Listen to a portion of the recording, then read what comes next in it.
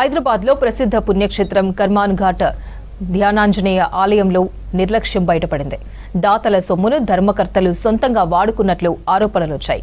3 నెలల క్రితం ఓ దాత ₹1,00,000 ఆలయ అభివృద్ధికి అందజేయాలన్న ఉద్దేశంతో ఆలయ చైర్మన్ సత్యనారాయణ రెడ్డికి ఫోన్ చేయగా తాను ఆలయానికి ఆలస్యంగా వస్తానని, ఆలయంలో మరెవరికైనా ధర్మకర్తకు ఇవ్వాలని సూచించారు. ఆ ₹1,00,000 కిరణ్ అనే ధర్మకర్తకు అందజేసి ఆ దాత వెళ్లిపోయారు.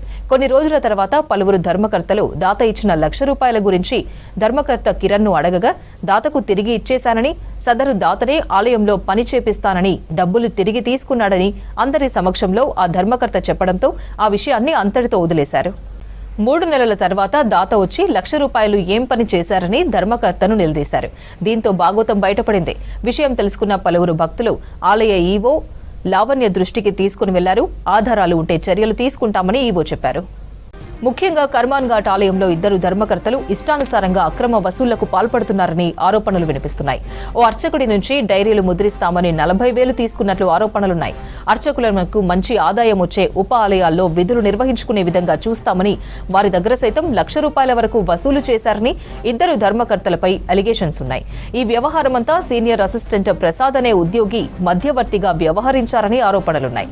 అక్రమ వసూలు చేసే ధర్మకర్తలపై చర్యలు తీసుకోవాలని కోరుతున్నారు భక్తులు. ధ్యానాంజనేయ స్వామి దేవాలయం యొక్క కొంతమంది భక్తులు వచ్చి ధర్మకర్తల మీద కంప్లైంట్ చేయడం జరిగింది. కొంతమంది ధర్మకర్తలు అవినీతికి పాల్పడుతున్నట్టుగా తెలపడం జరిగింది. ఇట్టి విషయాన్ని మేము కమిషనర్ గారి దృష్టికి తీసుకెళ్తాము. వారి ఆదేశాల మేరకు తదుపరి చర్యలు తీసుకుంటాము.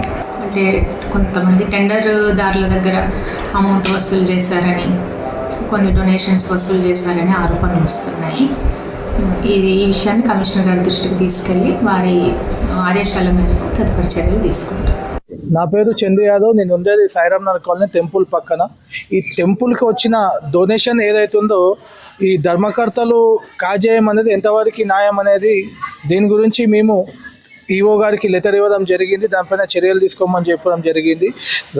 రాంగా రాజుల సొమ్ము రాళ్లపోలు అన్నంత దేవునికి యొక్క వచ్చిన పైసలు ఎండోమెంట్కి డొనేషన్ ఇచ్చిన ఒక దాత పైసలు ఏ విధంగా ఒక ధర్మకర్త 3 నెలల నుంచి ఉపయోగించుకుంటే దానిపైన చర్చలు ఎందుకు తీసుకోలేదు, చర్యలు ఎందుకు తీసుకోలేదు.